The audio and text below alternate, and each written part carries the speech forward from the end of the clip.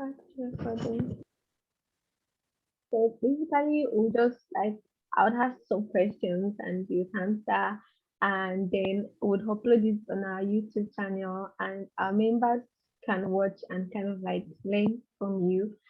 So we'll start, and I think the first question will be, can we get to know you, sir? Sorry, how the first question is what? Can we get to know you? Like, can we Ah, meet? yeah, I have the questions. Okay, how can we get to know me? Yes, sure. So my name is Jorge, and I'm originally from Portugal.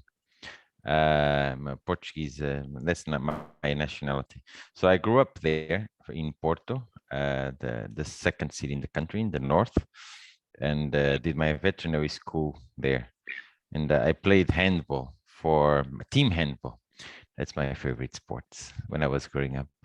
And then did my veterinary school there. And then in the final year of the vet school, I went to Hanover in Germany and in the US to study, and then started my career as a veterinary practitioner, a dairy cows veterinarian, milk cows veterinarian in Portugal. And then I started, I think throughout the questions, we'll cover different topics, but then I worked 5 years as a clinician in cows, milk cows, and then did masters in food safety. Then I went back to the US to get a PhD. And then after that, it has been international positions. Then I lived in Switzerland as a consultant, in Paris as the deputy head of the AMR department there at the OIE, the World Organization for Animal Health. And I'm based in Rome, in Italy, at the Food and Agriculture Organization of the United Nations, headquarters in Rome. So and I have a beautiful daughter called Carolina. So that tells you, and a beautiful dog called Sebastião, a Sharpei dog. So that allows you to know a bit more about me. That's nice. How is your daughter? Oh, she's great. She's the best. She's Carolina. She's 17 now. She's gorgeous. She's the best. That's nice. Okay, so another question that we have is like, what are the career opportunities available for those interested in public health? I think your Mhm. work is kind of like related to public health, maybe. Yeah, So, yeah. No, what? I think the public health is a very interesting field to work on, and so I strongly encourage you to.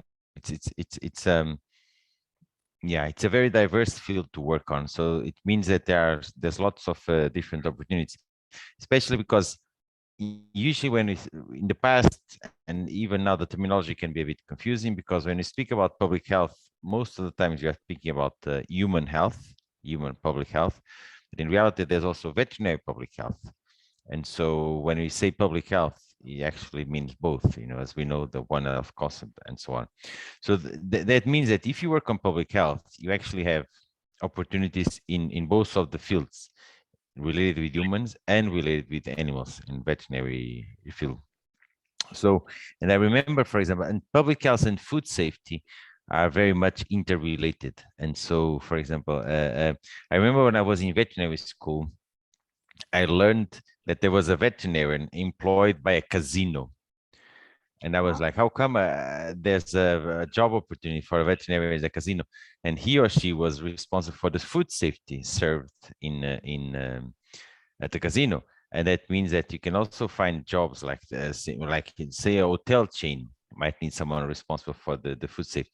And then there's all the more like things that you come across, like working for the government, a governmental agency, or working as a consultant now. Now there's a few new consultancy companies doing consultancy in public health.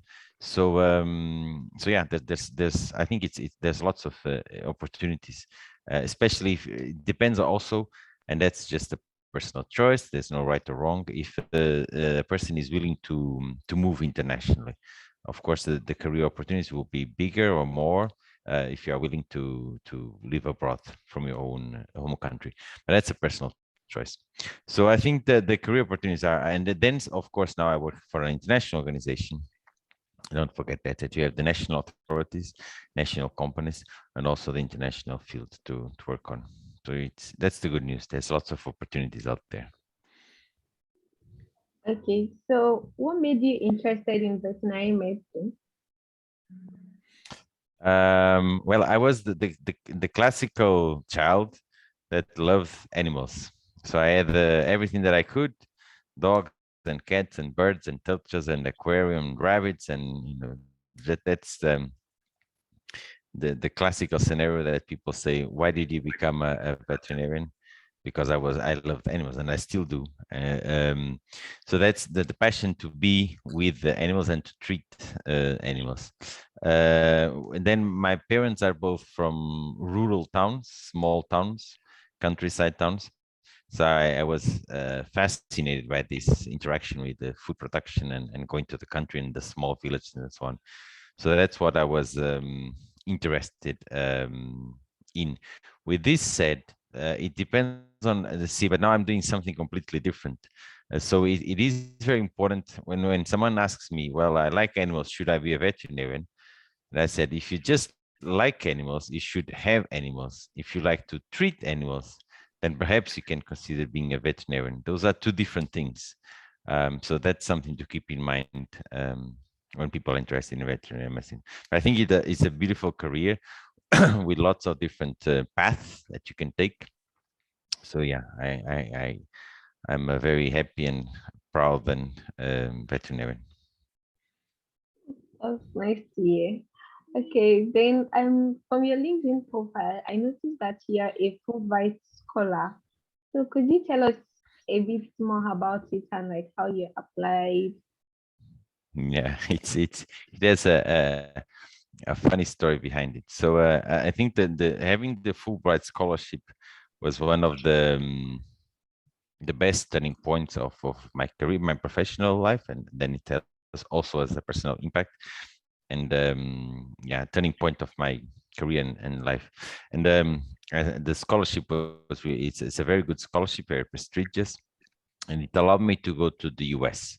And it happened when I was finishing my master's. So I did my first degree was in veterinary medicine. Then I completed a master's in food safety. And the idea, so once I finished the master's, a relatively normal or logical next step is to do a PhD. So I was considering that once I finished the master's, could and should I do a PhD? But I was interested in that. And above all, I knew after 5 years as a clinician, I knew that I wanted to do something non-clinical, to do something else. And I also knew that I like policy, public policy. So not only I like public health, I like public policy. So that's when I started looking for different career opportunities and different paths. And then the funny story is the Fulbright scholarship, like how I came across it, it was a funny story. I like sports in general. And I like football because I'm Portuguese. And so once a Saturday morning, I went to the gas station and I bought a newspaper. And my football team had lost. So I was not happy with the news from the newspaper. So I went back and I bought a different newspaper, more on the like intellectual side, more cultural newspaper and so on. And it was in that newspaper that I saw an announcement. Would you like to go to the US to do your PhD? I said, sure. And that's how it started. Huh? So always read the newspapers. They bring good news sometimes. And that's how I started. So then it's a long process. And so that's how I started. That's how I came across. Then since I'm Portuguese, so I got the support from the Portuguese Fulbright branch. And it's a long process. You start preparing. First, you have to apply to the scholarship itself to get your scholarship or grant. And then you have to, once you get it, if you get it, then you start applying to the American universities and preparing your application materials and hopefully be accepted by the universities. So it's probably about a year or more since the moment that you start the whole thing and then you get selected to the scholarship and then the universities. So that's how I got it. But if you all have the chance to get a scholarship, a Fulbright scholarship, then I think it's totally worth it. It's a wonderful experience. Okay, thank you for sharing that with us. And well, it's actually a very interesting story. I don't know, I always like hearing stories like that. Like it's I'm not sure I know what to say, but it's actually very interesting. And yeah, I would also encourage people to also try to apply. I would also look out for it too, anyway, and see if it's something I can apply for. Okay, then another question is: are professionals in your field of study paid well? Like, are they In well terms of paid? if in terms of salaries. Yes, yes. Yeah, no, I think it's a good and relevant question because we all need to be passionate about what we do, and at the same time, you do need some source of income. So you cannot just be romantic and say, okay, I do what I love, so therefore I don't need any income, and that's not true. That's utopic and it sounds very romantic, but that's not true. We all need an income to do the things that and to pursue the things that we like. So I think it's a relevant question. With this said, the short answer, yes. I think the jobs in public health tend to be, I think, relatively well paid. And this comes with two things. I think, in one hand, you will only get a job in public health, in principle, if you have a good education. So that's the first thing. So since you have a good education, then you are paid accordingly. And the other one is that if you have a public health job, you also have some increased responsibility, in my opinion. And that's why they tend to be relatively well paid. With all of this said, I think the last thing that any student should do is to pursue a career just because it is well paid or not well paid, and then because of that, put it aside. I think that the core motivation to get into a field and to get into a job or a career is, are you passionate about the topic? In this case, do you really like to work with for public health, for veterinary public health, etc.? Do you like the topic? Then if you like it, then that will allow you to pursue the different education that you need to be good at your job. And ultimately, this might mean a good income, a good salary. But that's the first thing that I think as students, you need to think about. What is the things that you really care about, that you are passionate about? Then the second thing is get a good education about that, and then naturally, hopefully, the income will match the other two things: the passion and the education level that you got. Okay, sir, thank you very much. I guess passion actually also matters, because if someone is like not interested in something, then the person wants to put in as much effort as is expected. So yes. Okay, then another question is like, what made you interested in food safety? Mm. It was basically two things. As part of the veterinary curriculum, one of the most surprising classes that I got was on food technology, and I never thought about it. It's one of these things that, for example, I was fascinated by making new yogurts, new flavors, new textures of yogurts. For example, I thought that this is amazing. Huh? You go to the supermarket and you buy this or that product, but you don't even think about all the work that is behind the simple product that you get from the supermarket shelf. So I was fascinated by that. But then I started the career as a clinician because that's the classical path, the classical. If you are a veterinarian, if you are a doctor, your dream is to treat animals, right? To save lives. And that's very normal. So with this said, I started my career like that. And actually I realized that I did like that. But for example, the lifestyle, I didn't like, for example, to have the night calls. It was super stressful for me. Or the fact that I couldn't plan things with my daughter, for example, that it was too hard to have a routine schedule. And so that's a different level of your career and of your jobs. Like, what is the impact on your personal life of the things that you are doing? So combining the two things, I started looking for alternatives to the clinical path, to being like, I didn't really like didn't really want to do all my life emergency calls, for example. It's the excitement of the first ones is exactly like that. It's super exciting because you get an emergency and you save lives. That's always super exciting. But then, I didn't want to do that all my life. And so it was this thing. Then I remember, oh, but in my veterinary school, I liked doing food technology. And then in my hometown, one of the universities was offering a degree in food science and technology, and that's how I started. So that was was one of the initial doors that I tried to open to find an alternative path beyond the clinical work. Yeah, and so my initial motivation was food science and technology, and then it got into food safety, which is actually now many years later, 10 years later or so, I'm now a food safety officer. So it's when you get knowledge on one field, I think it's always good, and you never know exactly where that knowledge will fit into your future career. Okay, sir. Thank you for that. Then I wanted to also ask that how did you get appointed to work in FAO and what exactly does your job entail? Mm. No, also your questions are good.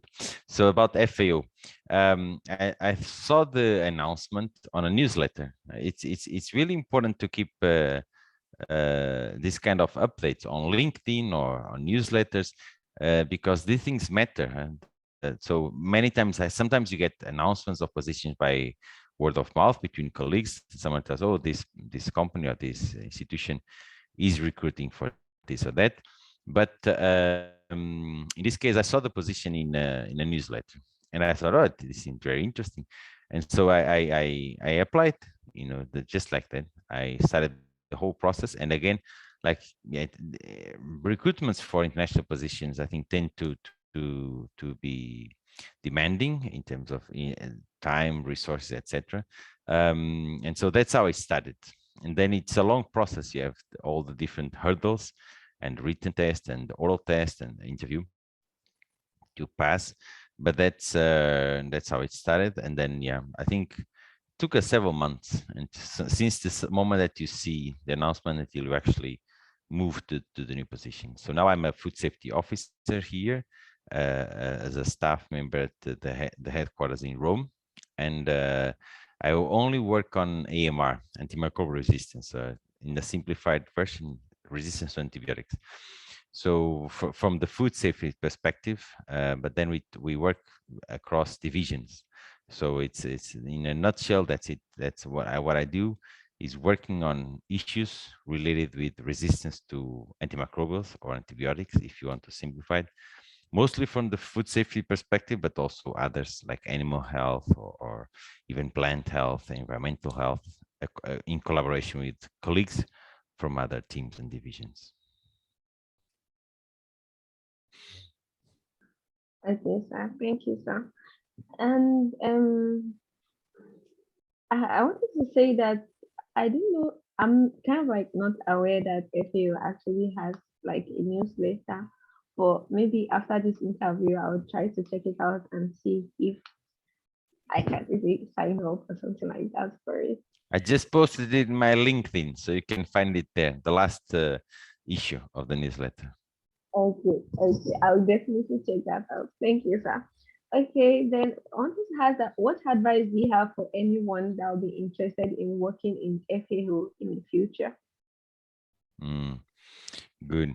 So it's maybe the best advice is let's see if I can explain this well. Build your career not specifically targeting here. So I think what you need to do is to it's a good test that I've learned a few years ago, and I think it's still useful. The test is when you wake up, what motivates you? What is the passion to do? Like what truly motivates you to do? And that's the first. So don't think about, well, if that's your motivation, fair enough. But think about what. Don't think about I want to work for FAO. What do you actually like to do? That's the main thing that you do, that you should try to do. And then, like, I think for us, what is important is, for me, and when I'm a hiring manager here, and when I recruit for when I'm selecting candidates for different positions or contributing to other panels, these are the things that I focus on. does the candidate have a solid education? That's the background. So when do you have a degree in whatever field? You can, there's several different, when the topic of food and agriculture, you can have very different backgrounds of education, but you do need to have a solid education, college degree in a field related with this. So that's important. Then it depends on the level that you are applying to. Of course, if you are a junior position, we cannot ask for multiple years of experience. If you are recruiting for a more senior position, then yes, you are expecting the candidate to have more years of experience. I think it is important for me, for example, it is important to have field experience.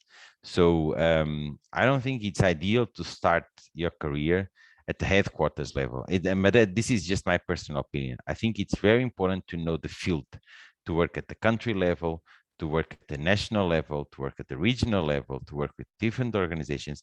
And then you are better prepared when you reach, for example, the headquarters of an international organization. You have a much better perspective of what each sector thinks and these motivations are, interests are. So these are the things, for example, in our case, if you have experience internationally, it's very important because you have been exposed to the struggles of, for example, implementing a project internationally. And this means different things.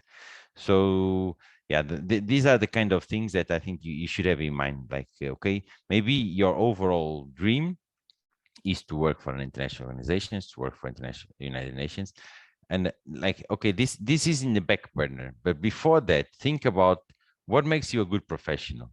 The education that you have, the experiences that you have. Do you have the opportunity to speak different languages? And just start putting these pieces together. And at the right moment, then you will be ready. When the opportunity comes, you will be ready to apply. And that's what I think it's what my advice would be. That's a very good advice. Actually, it's like very, very good because some people may just feel like, okay, I want to work in this, I want to work in that, without like maybe having like a goal, or without having, they just feel like, oh, it's like a very big organization, I would like to work in. So you don't even know what like motivating them and like that. So thank you so much for the advice. Okay. Then I wanted to ask that, are you aware of like any internship opportunities within FAO, or do Yeah. FAO kind of like have internship opportunities? Yes, yeah, no, we do very frequently. And again, really, I strongly recommend you to subscribe to the FAO newsletters, or, for example, follow myself, the institution, on LinkedIn, because it's very common, relatively common. I think in the past 6 months, we opened 2 vacancies for interns across the organization. So there are opportunities, and yeah, you need to apply and prepare your profile and so on and so on, very clearly stating what are your interests. And again, like, do you, I'm more interested in forest issues, gender issues, antimicrobial resistant issues, food safety issues, codex issues, etc. So what are your main topics of interest? Doesn't matter, doesn't mean that you will always necessarily get the internship exactly that you are targeting, because there's many candidates. But definitely, yes, there's good opportunities for internships with us.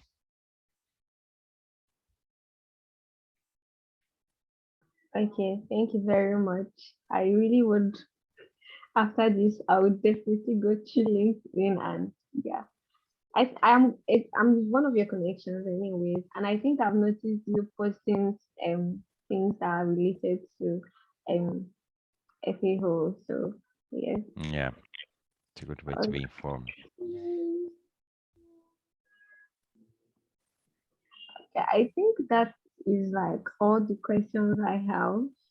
Yes, that's Okay, all the questions I have. Thank you so much, staff, for thank you. sparing us your time to have this very Thank you. interesting conversation. I learned a lot, and I'm sure anybody that listens to this recorded video would also learn a lot.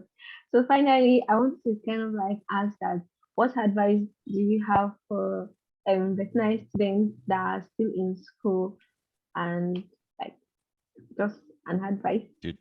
Yeah, I think the main thing is experience. The main advice is experience the different fields. So I think it depends on where you're like we all have different experiences before joining veterinary school. Let's say that someone comes from a rural town, so they know exactly what it is to work in a small village and so on. Some others grew up in a city, so for them, being a veterinarian is a small animals veterinarian and working because that's what they grew up seeing, the clinic around the thing. So my main advice is try to get exposed to the different and there's endless opportunities at the veterinary field. Go to a slaughterhouse, go to a small animals clinic, go to a big small animals clinic, go to a small veterinary clinic, go to a hospital. Try to reach out to your city hall, see if you can spend a week with the veterinarian responsible for that. Try to see if you get an internship in a pharmaceutical company, etc., etc., etc. And the main thing is, the advice that I always give is try to imagine yourself in that position. Would you like it? You see, I think we tend to have a romanticized version of each job. And we think, oh, I will like this. For example, my daughter wants to be a human doctor. And for her, being a human doctor is the emergency room doctor, because that's what she sees in TV. But the reality can be very different. And I don't know if she will like it. So that's also the advice that I give to her. Like, go to a hospital, see if you like it. And if you like it, go for it. Do assist a surgery. Would you like to be doing a surgery? And of course, you don't know how you feel once you are done with the veterinary school, but it is important to start shaping your opinion on real facts, not just something that you imagine it will be this or that. You see, and that would be my main advice, to get exposed as much as you can to the different opportunities and fields that you have as a veterinarian, and then make a more wise decision based on that, what you saw in reality. And then from there, just start building your different profile based on that. Okay, I know that I'm passionate about this and I want to be a good professional on this, and then you take off based on that. All right, sir. Thank you so much, sir. And do enjoy the rest of your day, sir. Thank you very much. Have a good day. Good luck with your school. Bye bye.